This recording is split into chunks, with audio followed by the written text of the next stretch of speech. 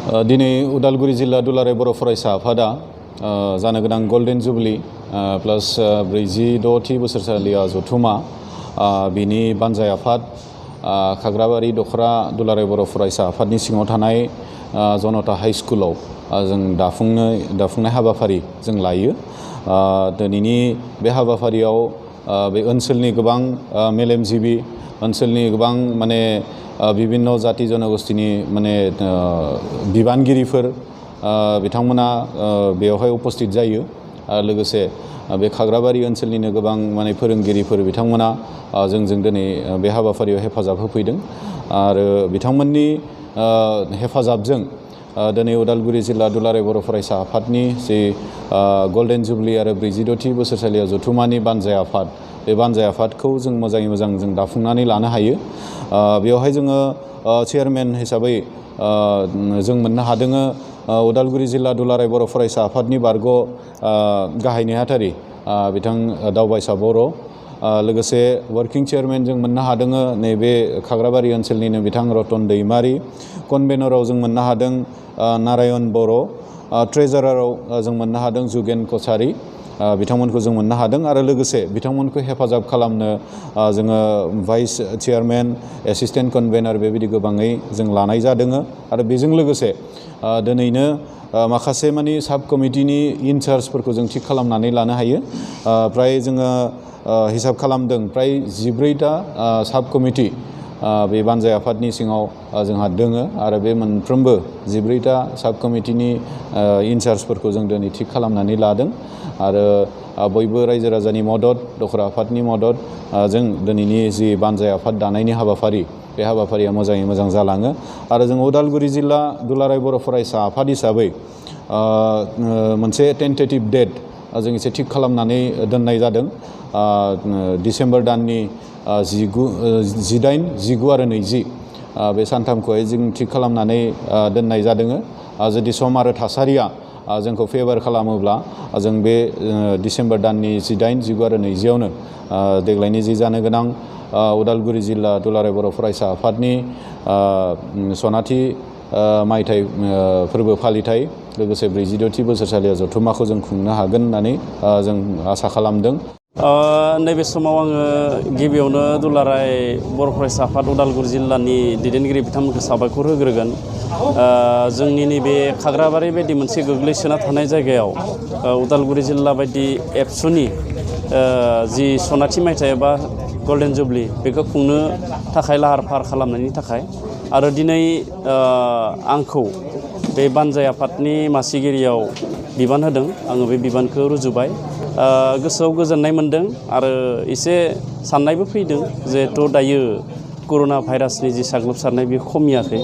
दा माबे समाव माबे खालाराव माबे बोथोराव बे बेरामा खमिहैगोन जों बेखौ बुंनो हाया। थेवब्लाबो बिबानखौ लानानै फैबाय थानाय समाव बे जुथुमाखौ आबुं महर होनायाव आरो गोग्गोमै जाफुंसारनायाव खामानि मावनो हागोन। मानो होनना बुङोब्ला जोंनि ओनसोलनि गासैबो रायजो राजा बिथांमोना जोबोद माने समाजनि खामानि, रायजोनि खामानियाव मदद आरो हेफाजाब होयो। बेखायनो बिथांमोननि मदद आरो हेफाजाबजों बे जुथुमानि हाबाफारिखौ गोग्गोमैनो जाफुंहोनो हागोन होननानै आङो गोसोआव फोथायनाय दं।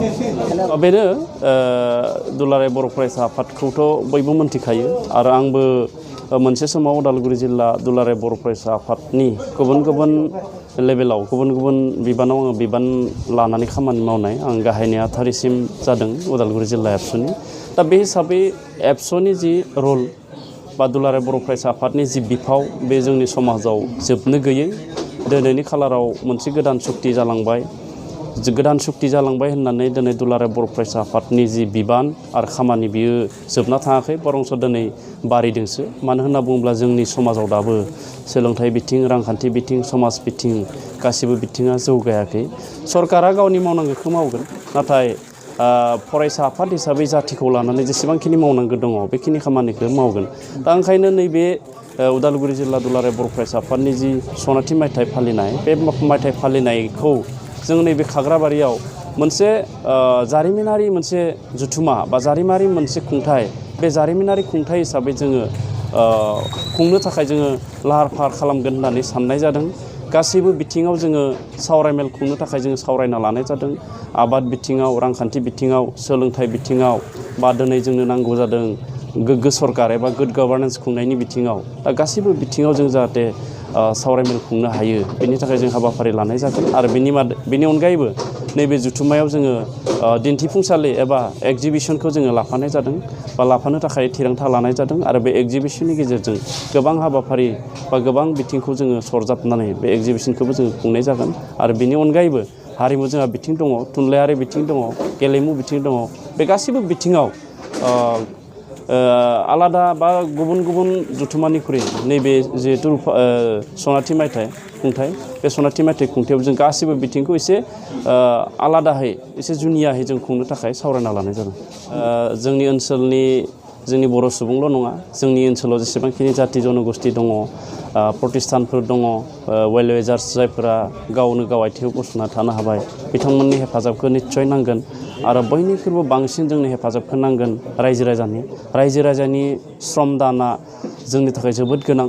रायजो राजाया जुदि खामानिखौ मावनानै होयोब्ला, सावरि जानाय हिसाबै जुदि मावनानै होयोब्ला जथेस्थ'खिनि खरसाया खमिगोन।